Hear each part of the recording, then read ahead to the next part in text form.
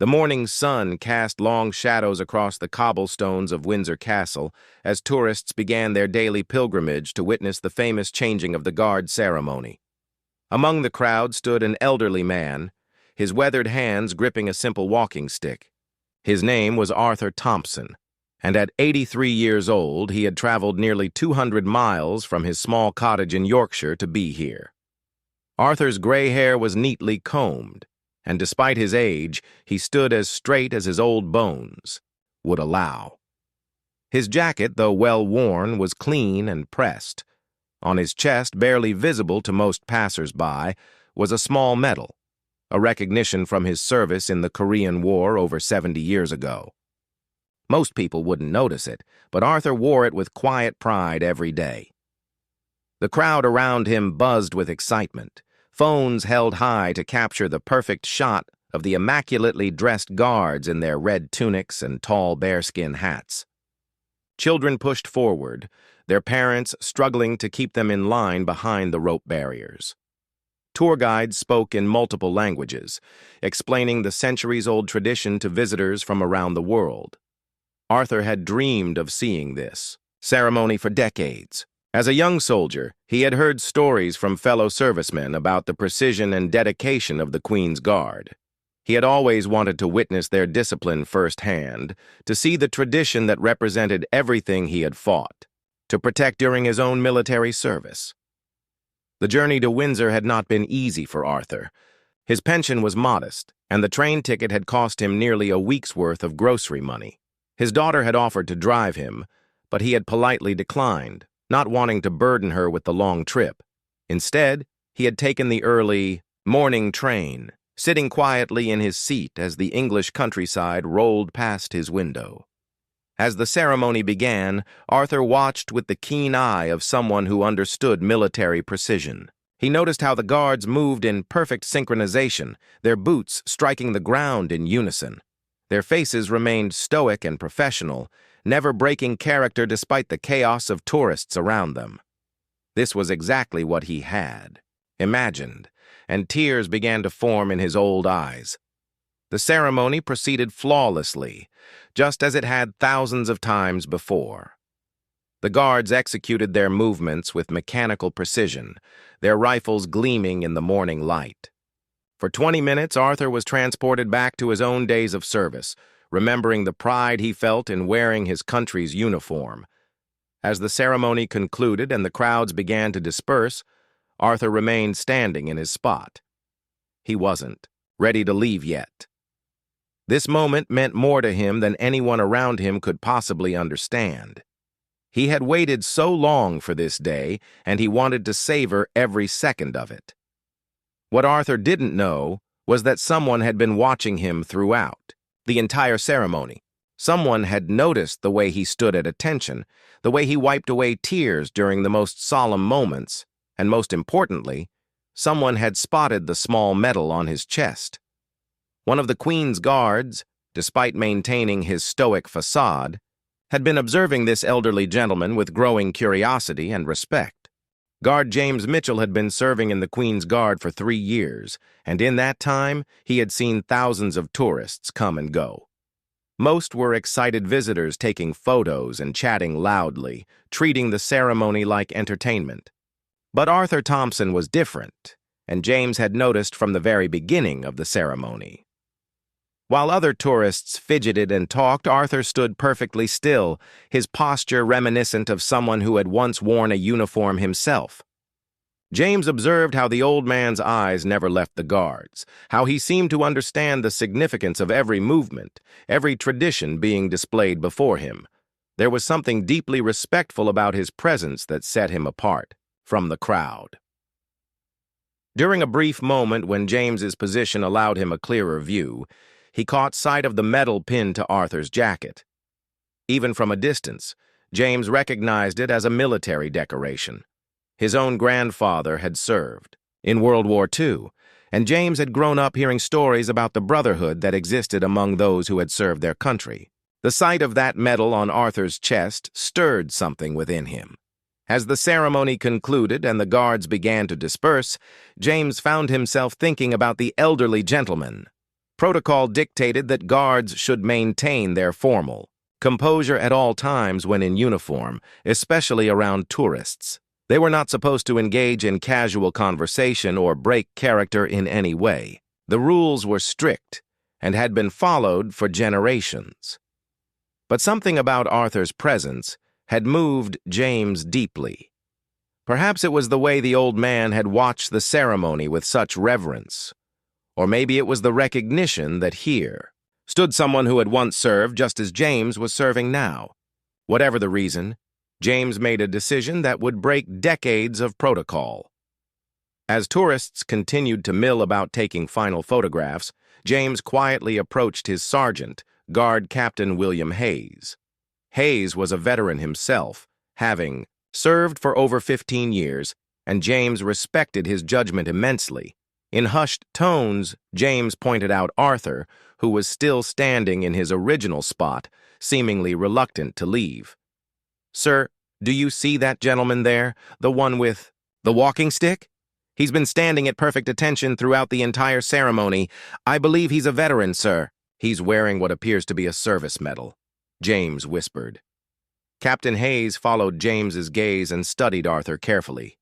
Years of military experience had taught him to read people, and he immediately saw what James had seen. The old man's bearing, his respectful demeanor, and most tellingly, the small but significant medal on his chest all pointed to someone who had served his country with honor. Hayes had always believed that veterans deserved special recognition and respect. His own father had served in the military, and he understood the sacrifices that came with wearing the uniform. After a moment of consideration, he nodded to James and then quietly spoke to two other guards who were nearby. The conversation among the four guards was brief, but meaningful. They all agreed that something special needed to happen. This wasn't just another tourist looking for a photo opportunity. This was a fellow serviceman, someone who had earned the right to special recognition. The decision was unanimous even, though they all knew they were about to break strict military protocol. What happened next had never occurred in the recorded history of the Queen's Guard ceremonies at Windsor Castle. Arthur was preparing to leave when he noticed movement in his peripheral vision. 4 guards in their magnificent red tunics and towering bearskin hats were walking directly toward him. His first thought was that perhaps he was standing in the wrong place or that he had somehow violated a rule he wasn't aware of. His heart began to beat a little faster as they approached. The other tourists noticed the unusual movement as well. Phones came up again, cameras focused on what everyone assumed would be a standard interaction between guards and a visitor. Some probably expected to see Arthur being politely asked to move along or to step back behind the barriers. No one, including Arthur himself, was prepared for what was about to unfold. Captain Hayes led the group, with James Mitchell and 2 other guards, Corporals David Bennett and Michael Roberts, following in perfect formation. As they reached Arthur's position, something unprecedented happened. Instead of maintaining their rigid, formal posture, all 4 guards came to attention and, in perfect unison, saluted the elderly veteran. The gesture lasted for several long seconds, and in that time the entire courtyard seemed to fall silent. Tourists stopped talking, cameras stopped clicking, and even the wind seemed to pause. Arthur stood frozen, his walking stick trembling slightly in his hand, completely overwhelmed by what was happening before his eyes. Captain Hayes then took a step forward and, breaking every rule of protocol, spoke directly to Arthur. "Sir, we wanted to thank you for your service to our country. We recognize a fellow serviceman when we see one, and we wanted to show our respect." His voice was clear and sincere, carrying across the courtyard to the amazed onlookers. Arthur's composure, which he had maintained throughout the entire morning, finally cracked. Tears began streaming down his weathered cheeks as he struggled to find words. His voice, when he finally managed to speak, was shaky with emotion. I never expected. This is more than I ever dreamed of," he managed to say. The other 3 guards remained at attention throughout this exchange, their salute never wavering. James Mitchell felt a surge of pride, not just in his unit, but in the decision they had made together. This felt right in a way that went beyond rules and regulations. This was about honoring someone who had earned their respect through decades of service to the same country they now protected. Tourists around the courtyard began to realize they were witnessing something truly special. Many lowered their cameras, understanding instinctively that this moment was bigger than any photo they might capture. Some began to applaud softly, recognizing the significance of what they were seeing. Arthur, still overwhelmed by the honor being shown to him, slowly raised his own hand in a return salute. Despite his age and the tremor in his hands, his form was perfect, muscle memory from decades past guiding his movements. For a moment, the elderly veteran and the 4 active guards existed in their own world, connected by the invisible bonds of military service and mutual respect. The salute exchange seemed to last forever and yet end too quickly. When the guards finally lowered their hands, Captain Hayes stepped closer to Arthur and extended his hand for a handshake. "It's an honor to meet you, sir. Would you mind telling us where you served?" he asked, his formal guard persona completely set aside for this conversation. Arthur gripped Captain Hayes's hand firmly, his own handshake still strong despite his advanced age. "Korea," he said simply, his voice gaining strength as he spoke about his service. "I was with the Duke of Wellington's regiment, served 2 tours between 1951 and 1953. Some of the hardest fighting I've ever seen in my life." The 4 guards listened intently as Arthur continued his story. "We were at the Battle of the Hook in 1953. Lost a lot of good men there. Boys, really. Most of us weren't much older than you lads are now." His eyes grew distant as memories from 70 years ago came flooding back. "But we did our duty, just like you're doing yours now." James Mitchell felt goosebumps rise on his arms as he listened to Arthur speak. The Korean War was often called the Forgotten War, overshadowed by World War II and later conflicts. Yet here was a man who had faced enemy fire and watched his comrades fall in service to his country. The medal on Arthur's chest suddenly seemed much more significant than it had from a distance.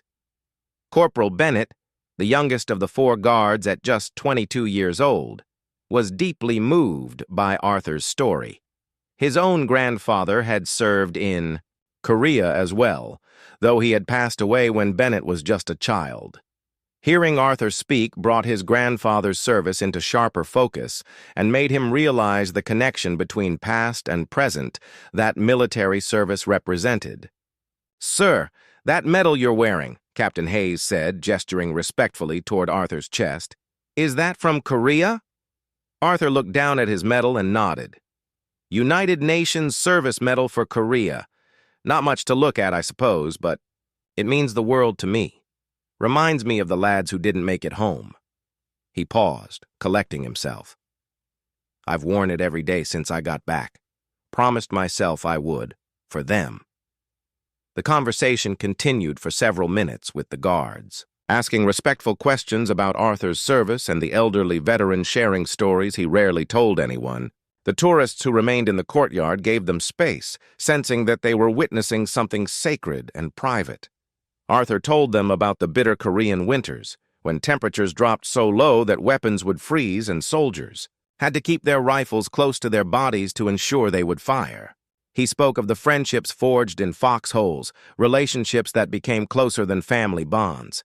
He shared memories of letters from home that meant the difference between hope and despair. "The thing people don't understand about military service," Arthur said, his voice growing thoughtful, "is that it's not really about the fighting. It's about the person standing next to you. It's about knowing that someone has your back, no matter what happens.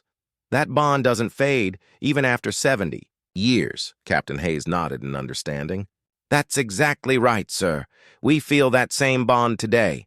The uniforms change, the weapons improve, but that brotherhood remains the same." He gestured to his 3 fellow guards. These men would lay down their lives for me, just as I would for them, just as you did for your mates in Korea. As their conversation continued, something beautiful began to happen. Other veterans in the crowd, recognizing what was taking place, began to step forward. An elderly woman approached and quietly mentioned that her late husband had served in the Royal Navy. A middle-aged man revealed that he had served in the Falklands War. What had started as recognition for one veteran was becoming a moment of honor for military service itself. The four guards welcomed each veteran who approached, shaking hands and expressing their gratitude. Protocol had been completely abandoned in favor of something far more important: the acknowledgement of service and sacrifice that transcended rank, age, and generation. Word of the extraordinary scene at Windsor Castle began to spread even while it was still happening. Tourists who had witnessed the exchange started sharing videos and photos on social media, but these weren't the typical tourist snapshots. These images captured something profound: the moment when military tradition bent to honor military sacrifice. Within hours, the story had reached news outlets across the United Kingdom. The headline, "Queen's Guards Break Protocol to Honor Korean War Veteran," appeared on websites and social media feeds throughout the country. The images of the four guards saluting Arthur Thompson struck a chord with people from all walks of life. Back at Windsor Castle, the impromptu gathering of veterans continued to grow. Word had somehow spread through the crowd that something special was happening, and more former servicemen and women began to identify themselves. Captain Hayes and his men found themselves at the center of an unexpected reunion of military generations. Arthur Thompson, who had started the day as a lonely tourist hoping to see a ceremony, now found himself surrounded by fellow veterans and active-duty guards who treated him with the highest respect. For the first time in years, he felt truly seen and appreciated for his service. The loneliness that had been his constant companion since his wife's passing the year before seemed to lift from his shoulders. A veteran from the Gulf War shook Arthur's hand and thanked him for paving the way for future generations of soldiers. A former Royal Air Force pilot told him about how the lessons learned in Korea had influenced military strategy for decades to come. Each conversation helped Arthur understand that his service, which he had sometimes feared was forgotten, had actually contributed to something lasting and important. James Mitchell watched these interactions with growing amazement. When he had first spotted Arthur in the crowd, he had simply felt compelled to show respect to a fellow serviceman. He never could have imagined that his observation would lead to such a meaningful gathering of military personnel from across the decades. The scene was not lost on the remaining tourists either. Many approached the veterans to express their own gratitude and respect. Children, guided by their parents, learned about the sacrifices made by previous generations. What had begun as a routine tourist attraction had become an impromptu history, lesson, and celebration of service. Captain Hayes realized that what they had started could not simply end with handshakes and conversation. Arthur Thompson deserved more recognition than a chance encounter could provide. He excused himself briefly and made a phone call to his commanding officer, explaining the situation and requesting permission for something that had never been done before. The response from his superiors surprised even Hayes. Not only did they approve of what the guards had already done, but they wanted to do more. Within an hour, arrangements were being made for Arthur to receive a private tour of parts of Windsor Castle, normally off-limits to the public. The Queen's Guard had decided that a veteran who had waited 70 years to see their ceremony deserved special treatment. Arthur was overwhelmed when Captain Hayes returned with the news. "Sir, if you're willing, we would be honored to give you a proper tour of our barracks and show you some of the history behind the traditions you witnessed today. It's the least we can do for someone who served our country with such distinction." Elderly veteran's eyes filled with tears once again. In all his 83 years, he had never felt more honored or more valued. The young guards who had broken protocol to salute him had given him something more precious than gold: They had given him recognition and respect from the military community he had served so long ago. As the crowd began to thin and the afternoon sun cast longer shadows across the castle grounds, Arthur realized that this day had become the most meaningful of his entire life. He had come to Windsor hoping to see a ceremony, but he was leaving with something far more valuable: the knowledge that his service had mattered and that the brotherhood of military service transcended all boundaries of time and age. 3 months after that remarkable day at Windsor Castle, Arthur Thompson sat in his small Yorkshire cottage, surrounded by letters, cards, and gifts from people all around the world. The story of the Queen's Guards breaking protocol to honor him had touched hearts globally, and the response had been overwhelming. The private tour that Captain Hayes had arranged had been everything Arthur had dreamed of and more. He had been shown the guards' quarters, learned about their training, and even been invited to share a meal with the regiment. The young soldiers had listened to his stories with genuine interest, and Arthur had felt a connection to military service that he thought he had lost forever. But the impact of that day extended far beyond Arthur's personal experience. The video, footage of the guards saluting him, had been viewed millions of times online, sparking conversations about veterans' recognition and the importance of honoring military service. Veterans organizations reported increased membership and engagement as older servicemen and women felt inspired to connect with their military communities once again. Captain Hayes had faced an inquiry about his decision to break protocol, but the outcome was entirely positive. His commanding officers commended him and his team for their judgment and their representation of the values that the Queen's Guard stood for. The incident had been held up as an example of when following one's conscience was more important than following rules blindly. James Mitchell, the guard who had first noticed Arthur in the crowd, received a commendation for his awareness and initiative.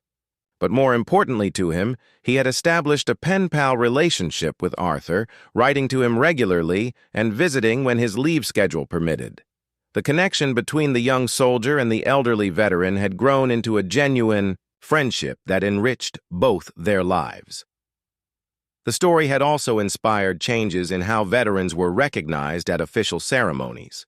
Guidelines were developed to identify and appropriately honor veterans who attended public military events, ensuring that Arthur's experience could be repeated in proper and respectful ways for other deserving servicemen and women.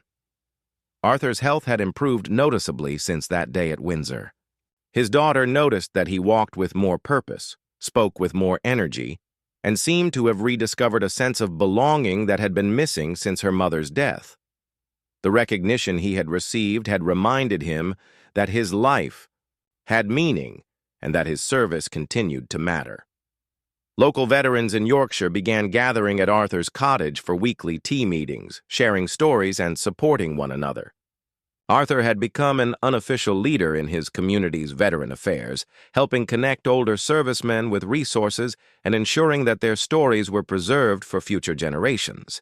The 4 guards who had made the spontaneous decision to salute Arthur remained close friends, and often spoke about how that moment had reminded them of why they had chosen military service. They had learned that sometimes the most important duty is recognizing and honoring those who came before. On the anniversary of that remarkable day, Arthur returned to Windsor Castle. This time he wasn't alone. He was accompanied by 12 other Korean War veterans who had been inspired by his story to make their own pilgrimage to see the ceremony. The Queen's Guard was ready for them, and while they maintained proper protocol during the official ceremony, they made sure to acknowledge each veteran afterward with the respect and recognition they deserved. As Arthur stood once again in the courtyard where his life had been so profoundly changed, he reflected on the power of human connection and the importance of recognizing service and sacrifice. The young guards who had chosen to see him as more than just another tourist had given him a gift that would last the rest of his life: the knowledge that his service had mattered, that he was valued, and that the bonds of military brotherhood extended across generations. The moment when the Queen's Guards dropped formality for a veteran who deserved it had become more than just a heartwarming story. It had become a reminder that respect, recognition, and human dignity should always take precedence over rigid rules, and that sometimes the most important protocols are the unwritten ones that come from the heart.